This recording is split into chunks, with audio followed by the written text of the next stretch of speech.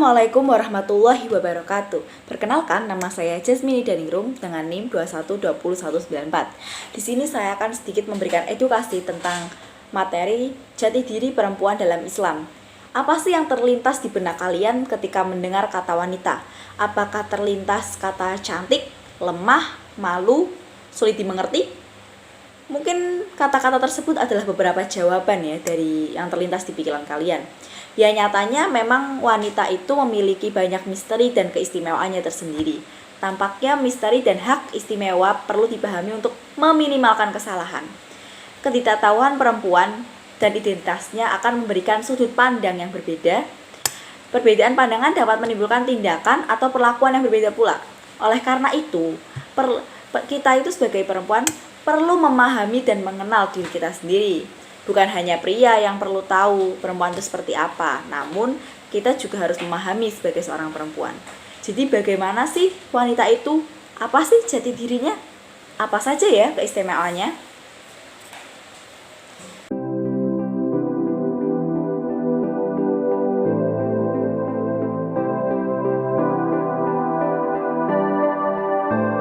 Mengenal perempuan.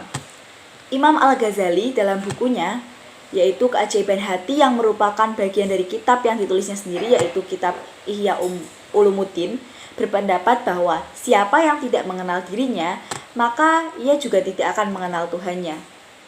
Nah, gimana tuh maksudnya? Manusia tidak akan bisa memahami atau mengenal siapa dirinya tanpa mengenal masa lalunya. Dalam mengenal perempuan pun demikian. Agar bisa memahami bagaimana perempuan itu serta apa saja sifat-sifat yang menjadi fitrahnya, kita harus memulai dengan masa lalu. Masa lalu apa? Yaitu masa lalu tentang siapa sih diri kita, apa status kita. Itu harus kita pelajari dan kita cari tahu jika ingin mengenal diri kita sendiri. Maka kita akan mengenal Tuhan. Gimana ya maksudnya? Mungkin ada sedikit yang bingung atau tidak paham dengan pernyataan di atas. Marilah kita bedah. Nah, misalnya begini, ada bayi yang baru lahir, misalnya si A. Tentu hal yang pertama yang akan harus dia kenali adalah orang tuanya. Mengenal orang tua termasuk dalam mengenal masa lalu. Hal itu akan memberikan pemahaman kepada si anak bahwa ia adalah anak pasangan dari B dan C. Misalnya, ketidaktahuan akan salah satu dari orang tua, baik ayah maupun ibu, tentu akan menjadi gangguan psikologis dan menimbulkan sebuah pertanyaan yang amat sangat besar di masa mendatang bagi si anak. Nah, contoh di atas itu hanya sebagian kecil saja. Mengenal masa lalu akan memberikan pemahaman siapa sih diri kita, apa status kita, apa tugas kita di dunia ini, apa tujuan hidup kita, dan akan kemana sih setelah tugas kita selesai di dunia ini. Nah, kita adalah seorang manusia yang diciptakan oleh Sang Maha. Status kita sebagai seorang hamba pasti akan ada majikannya, bukan? Dan sepatutnya pula seorang hamba harus menaati dan akan berserah diri untuk majikannya. Seperti itulah hubungan kita kepada Tuhan Yang Maha Esa. Dan keberadaan kita di dunia ini tentu bukan hanya sekedar iseng atau main-main aja. Ada tujuan di balik penciptaan kita. Apa itu? Tentu saja setiap muslim akan mengetahui tujuan hidup mereka masing-masing, tujuan penciptaan mereka di dunia ini, ya sebagai hamba yang menyembah Tuhannya, dan di sisi lain sebagai seorang khalifah yang mengatur kemakmuran di dunia. Kembali lagi ke permasalahan perempuan, masa lalu dan jati diri seorang perempuan akan kita temukan ketika kita membahas awal pula penciptaannya. Kita masuk ke pembahasan selanjutnya, yaitu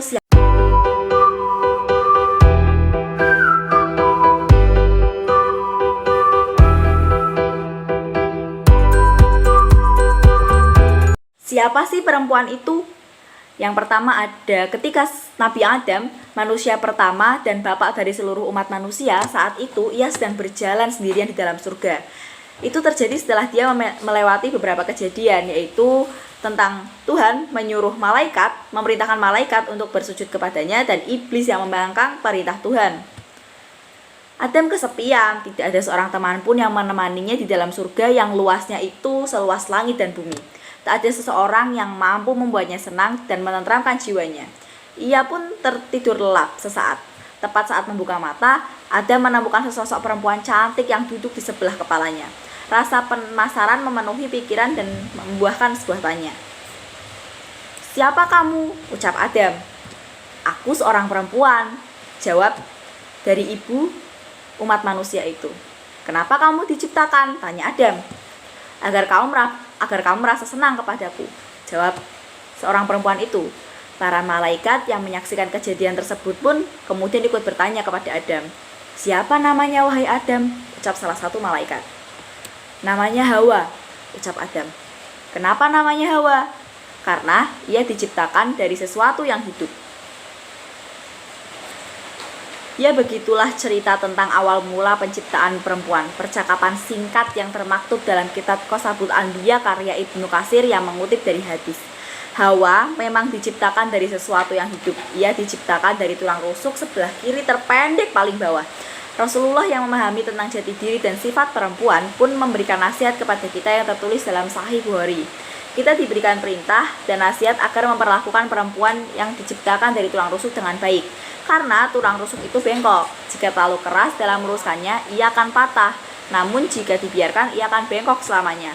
Oleh karena itu, Rasulullah Shallallahu Alaihi Wasallam memberikan anjuran agar memperlakukan perempuan dengan cara yang sangat baik. Nah, rusuk yang paling bengkok adalah bagian teratas.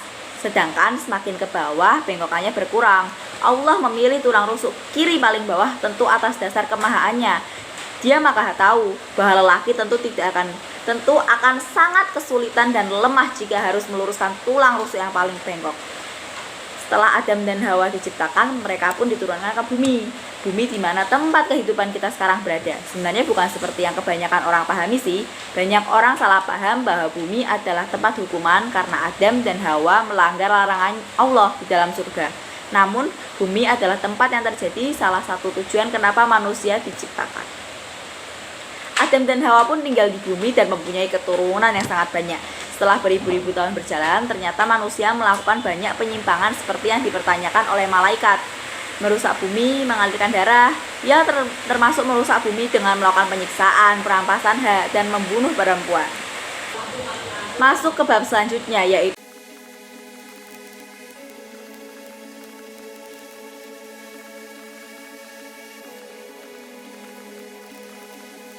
bagaimana sih Islam itu memandang seorang perempuan? Ada satu ayat yang membahas tentang kemampuan spesial yang hanya diberikan kepada perempuan, yaitu ayat keempat dalam surat Al-Ahzab yang artinya Allah tidak sekali-sekali menjadikan bagi seorang lelaki dua hati dalam dirinya. Dalam ayat ini spesifik diberikan kata hati. Kenapa sih tidak bisa diberikan dua hati? Karena yang bisa mengandung hanya seorang wanita. Nah, ketika wanita ini mengandung, maka dia memiliki dua hati, yaitu hatinya sendiri dan hati yang ada pada anaknya nanti. Nah, selanjutnya, perempuan dalam pandangan Islam tidak lebih mulia ataupun lebih hina daripada lelaki. Begitupun sebaliknya, kemuliaan perempuan sama seperti kemuliaan laki-laki sebagai seorang anak Adam. Itu tercantum pada surat Al-Isra ayat 70. Namun yang membedakan hanyalah ketakwaan mereka. Itu juga tercantum pada Quran surat Al-Hujurat ayat 13.